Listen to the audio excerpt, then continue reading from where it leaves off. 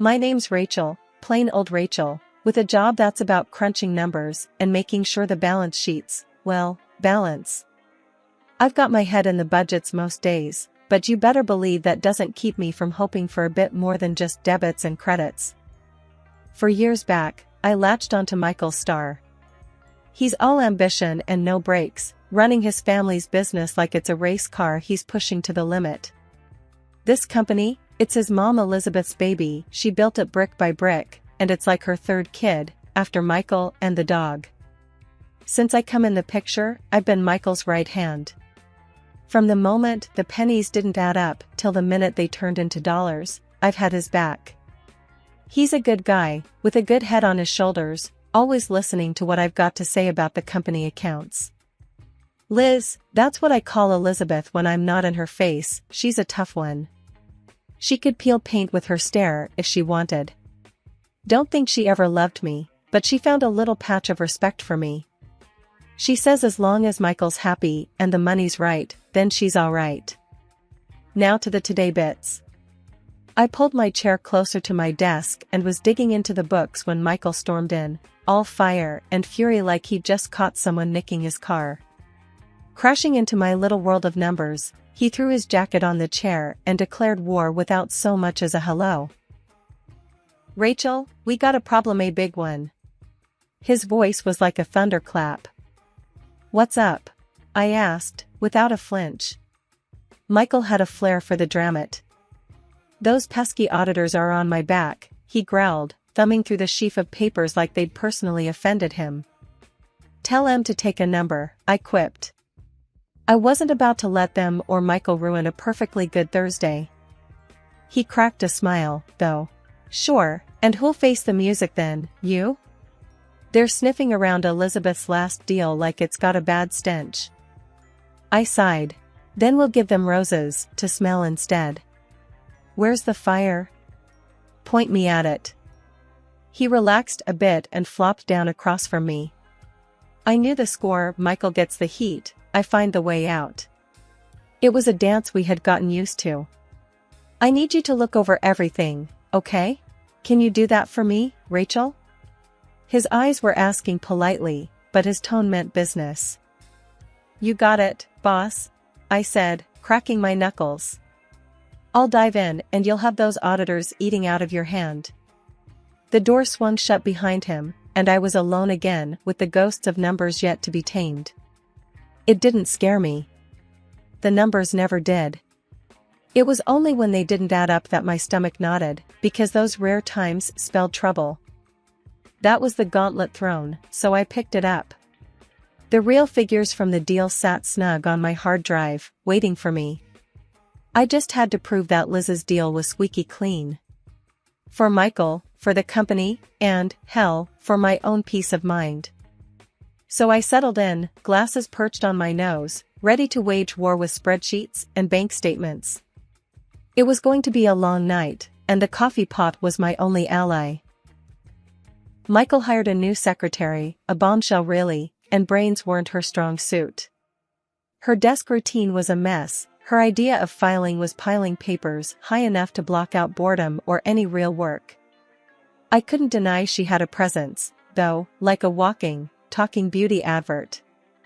At Elizabeth's for dinner, it was a small gathering, just Michael, Elizabeth, and me. The clinking of cutlery mixed with the dull hum of the oven in the background as we sat down to eat. You could find someone more capable, I said, pushing a pea around with my fork. Michael gave me a look, his smile flat as weak old soda. Jealous, Rachel? Of Samantha's looks? His tone had a bite, a challenge. My face got hot fast, but not from shame. I was made of sterner stuff. It's about professionalism, Michael, not her assets. That's when Elizabeth cut in, her voice carrying weight as it always did. She's right, Michael. And respect your wife. That's non-negotiable. Elizabeth was old school, a steel magnolia, elegance with a core of iron. Michael shifted in his seat, uncomfortable but knowing better than to cross Elizabeth. I didn't mean any offense, Rachel. Samantha just draws in the clients with her charm. Charm? I scoffed. Is that what we're calling it these days? I took a bite of my food, tasting more of my annoyance than the herbs on the chicken. Then there was a knock at the door, a roll of thunder entering the dining room. It was Samantha, the secretary herself, decked out like she was gunning for a spot on a magazine cover instead of a family dinner. Sorry, I know I'm unexpected. Samantha started, all eyelashes and lipstick. But Michael, you left your phone at the office. She handed it to him, her fingers brushing his like she was delivering a secret promise. Michael took his phone with a muttered thanks, his eyes darting between me and Elizabeth. Samantha, apparently satisfied with the disruption she caused, swayed out of the room like the queen of disarray she was, leaving a trail of expensive perfume and confusion in her wake. After the door closed behind her, Elizabeth's voice sliced through the silence. That girl might as well be trouble wrapped in designer threads. I could only nod, my jaw tight enough to press diamonds from coal. The rest of the dinner passed in a strange calm before the storm. Michael tried to steer the conversation to safer waters, but it was like putting a band-aid on a crack in a dam.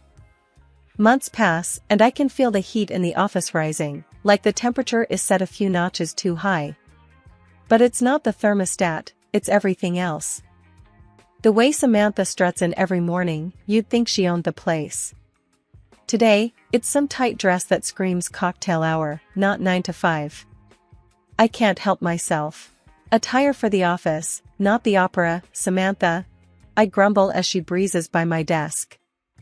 She halts, pivots on a heel, and smirks. Well, not everyone has to hide their figure, Rachel. Her words hit like a punch to the gut. She knows she's got the kind of curves that cause a ruckus, and she doesn't mind flaunting them, especially not around Michael. I turn back to my screen, hoping my cheeks aren't too red. I feel the eyes on me, the whispers that burrow under my skin like ticks. They're eating this drama up, bit by juicy bit. I catch a glimpse of Samantha leaning over Michael's desk, laughing a bit too loud at something undoubtedly not funny. Michael's eating it up, the idiot. There's a smirk on his face that makes my fingers itch to wipe it right off. I hear them making plans to leave together, their voices a mix of excitement and hushed tones. The whispers around me crescendo. The shared rides home we used to enjoy, chatting about nonsense or sometimes in comfortable silence, they're history now. It's all Samantha, all the time. Lunchtime becomes a solo act. I grab my sandwich and sit at the corner table, pretending not to notice the gap that's grown since Samantha arrived. It feels like I'm sitting in no man's land, while everyone else is at the cool table. Later, I confront Michael in the break room. He's sipping a coffee, looking relaxed. Too relaxed. So, this thing with Samantha, what's that about? I ask, trying to sound casual. Oh, come on, Rachel. It's nothing. We're just colleagues, Michael says, with a shrug that's supposed to be convincing. Friends don't look at each other like that, Michael. I insist, crossing my arms. You're not fooling anyone. There are whispers, Michael. He laughs, a harsh sound that scrapes against my patience. Oh, please. There's always office gossip. Grow a thicker skin. I leave the break room, leaving Michael with his so-called advice and his arrogance. The words bounce around my head, grow a thicker skin. Right. Because that solves everything. One day I went into Michael's office to get the documents. What I saw felt like a jab to the chest. There they were. Michael and Samantha hugging each other, his arm tied around her waist like she's some sort of prize he won. Michael stammers, looking like he's just seen a ghost. Meanwhile, Samantha wears this smug grin like she's got one over on me. Really, Michael? I said, my voice cut through the silence like a knife. This is what's been going on. Michael's face was dripping with sweat, his shirt collar soaked. It's not what it looks like, he says, his voice all shaky like he's trying to convince himself more than me. Samantha, still standing there with that irritating smile, says, calm down, it's just a hug. Just a hug? I snapped back. And I suppose you just happened to fall into his arms, right? Michael tried to butt in, his hands up as if trying to stop a bullet. Listen, we were just... I turned on my heel, not wanting to show them how much it hurt. I could hear him behind me, his footsteps on the expensive office carpet. Wait, let's talk about this. Please. I only stopped when I reached my office, turned the lock with a click that sounded like finality. I leaned against the door, the solid wood against my back feeling like the only steady thing in that moment. I didn't want the whole place listening in on the drama. I kept my voice even, almost cool. Michael, what do you want from me? To stand here and take this? Listen, he began, whispering through the crack where the door met the frame. It's a misunderstanding, that's all. I scoffed at that weak excuse.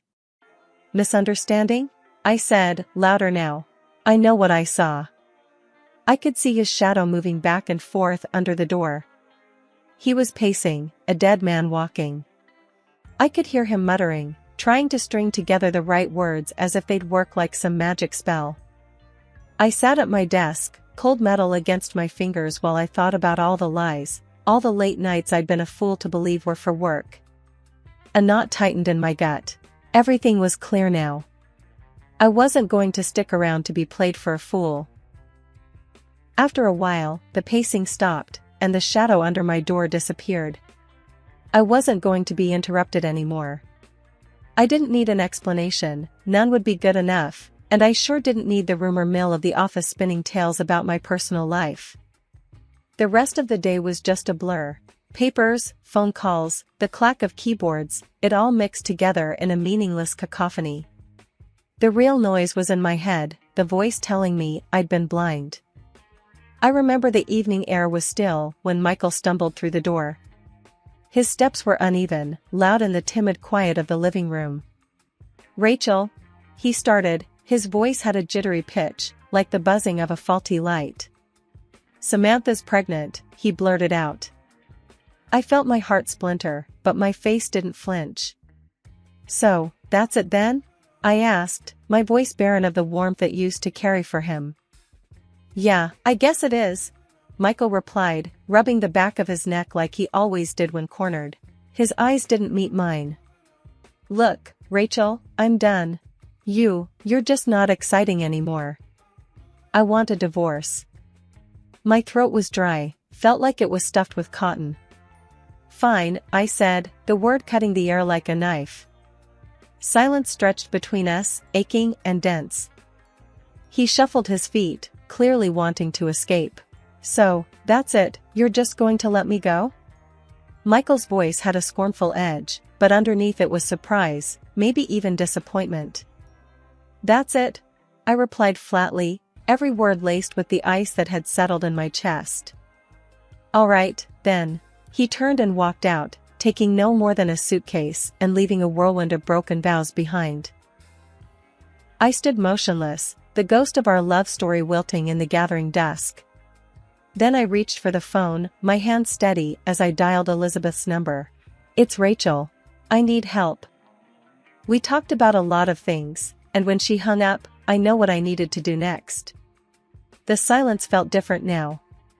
It was the quiet of a starting line, the hush before the storm. With newfound purpose, I began to gather Michael's things, stuffing them into bags with a ferocity that was foreign yet fitting. Every piece of fabric was a testament to a lie I'd lived, an illusion I'd cherished. Not anymore. He'd called me dull, said I wasn't exciting. But as I looked around at the life I was about to dismantle, a flicker of something feral twisted in my gut. I wasn't dull, never had been. I was just misplaced. Now, there I was, bags packed with the remnants of a defunct marriage, standing in the dimming light of my living room. And you know what? There was something exciting about the emptiness, something thrilling about the vast unknown stretching out before me. The morning was crack of dawn early, and the air in the office was still. I pushed open the door to the place I'd spent countless hours crunching numbers and biting my tongue. Not today. Today, the papers tucked under my arm felt like the heaviest weights, yet they made my steps lighter. I found Samantha lounging behind her desk, nails clicking away on her phone like some pampered cat sharpening its claws. "Took you long enough?" She smirked without looking up. "Thought I'd have to send out a search party or a pink slip." Ignoring her, I walked straight into Michael's office, the door flung wide open. He was there, looking like the king of jack-all, feet kicked up on the desk that he barely deserved to sit behind. "Rachel, what do you want?" Michael barked, scrambling to sit upright. I slapped the papers on his desk. "Your world's about to turn to crap, Michael," I said, keeping my voice steady. He picked up the stack with a shaky hand.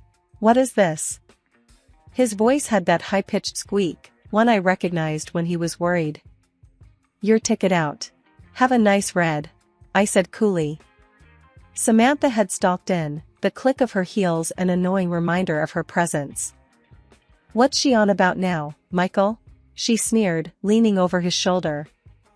"Don't tell me you still haven't fired her?" Michael leafed through the files, his face draining of color. "These are fake," he managed, but his voice had lost its bluster. "It's not fake, Michael," I shot back. "Turns out your darling Samantha is dirty. Check out the expense reports. She's been skimming cash, writing it off as your representation expenses. Who knew office supplies could be so lavish?" "This is slander." Samantha's voice was high enough to shatter glass. And that's when Elizabeth walked in, her steps silent but her presence filling the room like a storm cloud. "Enough," she intoned, and her single word clipped through our argument like a scythe. Michael turned to her, whining, "Mother, she's lying. Tell her, Samantha." Elizabeth didn't flinch. "You're dismissed, Michael." Her voice was final, the kind that slammed doors shut and ended discussions. Michael sunk into his chair, his face ashen. "Mom, please. I'm your son. You can't." "I can and I have."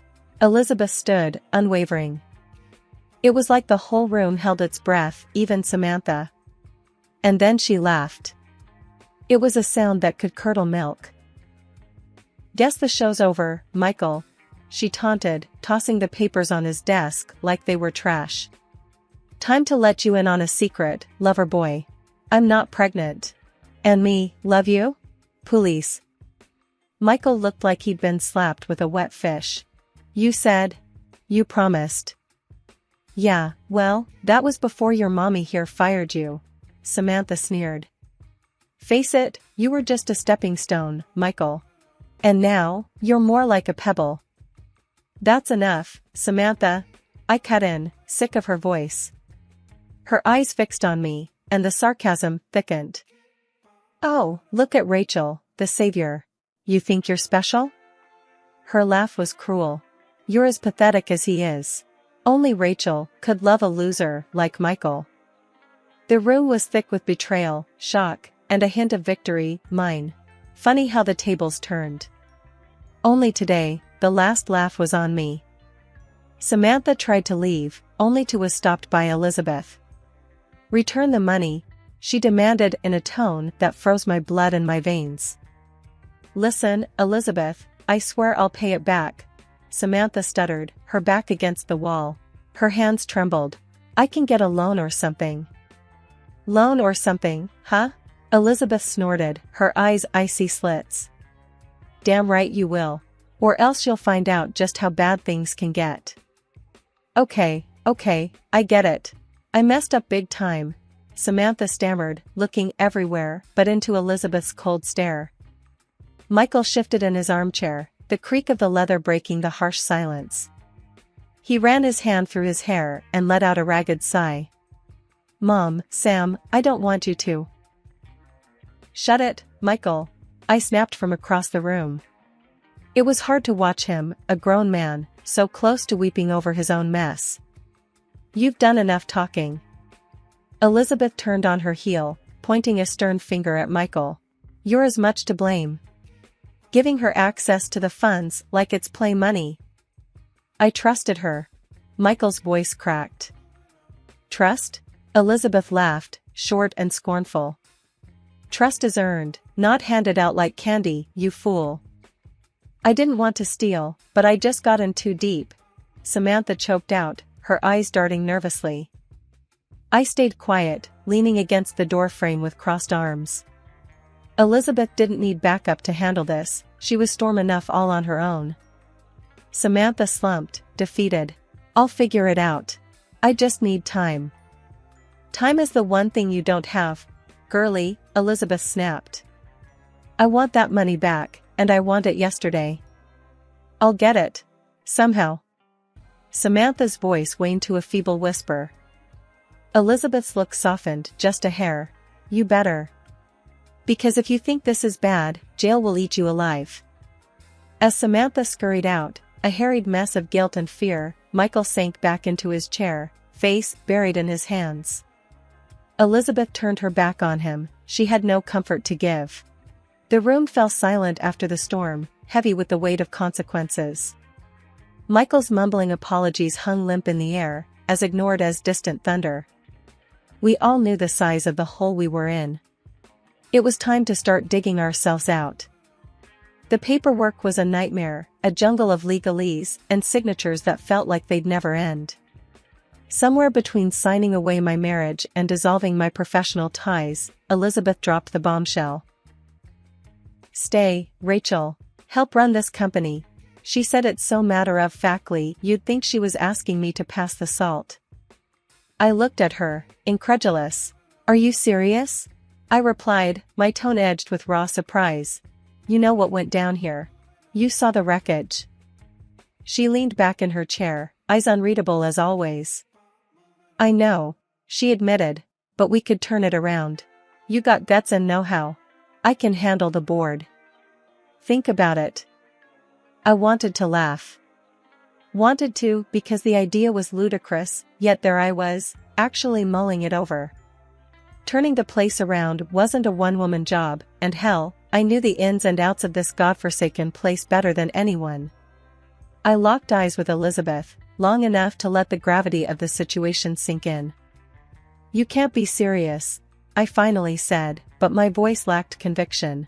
The truth was, something in me thrived on challenges, on proving people wrong. As a heart attack, she fired back, no hint of jest lurking in her gaze. Join me. What else you gonna do? Go back to Michael, who's groveling at your feet? I scoffed, shaking my head. No way in hell I'm going back to that. Visions of Michael's face, all puppy dog eyes and wilted pride, came to mind. He can wait till hell freezes over for all I care. Elizabeth smirked, that's my girl. It wasn't a term of endearment by any means. In this jungle, it was the call of one lioness to another, acknowledging the coming hunt. So I stayed. Together, we rolled up our sleeves and clawed through the mess. Day in and day out, we navigated through the crapstorm, her iron will and my relentless drive combining into a force to be reckoned with. And Michael? He became a ghost, drifting on the edges of my new life. Sometimes I'd catch a glimpse of him, lurking, a shadow of man who'd lost his gambit. Part of me might have felt a sliver of sympathy, but I had a company to resurrect. Elizabeth and I had one last showdown with the board. The old boys didn't know what hit 'em. We walked into that room, reports in hand, sharp as knives. I remember the head of the board, a slippery named Jenkins, trying to undermine us with some comment. You ladies sure you want to keep playing in the big leagues? He chuckled, a chorus of wheezing laughs echoing him. Elizabeth shot him a look that could curdle milk. Playing? Jenkins, we rewrote the damn rulebook. Now, sit down, shut up, and watch how it's done. We laid out our strategy, outlined our successes to date, and projected the future with such precision even Jenkins couldn't find a foothold for his snide remarks. Walking out of there, I couldn't help but feel a wildfire of triumph roaring through my veins. We'd conquered, and the climb was brutal, but damn, the view from the top was something else. As for redemption? That's a long road, best walked alone. Michael would have to find his own way because as the sun set on the old company and rose on the new, I'd found mine, right alongside an ally no one, including myself, would have ever expected.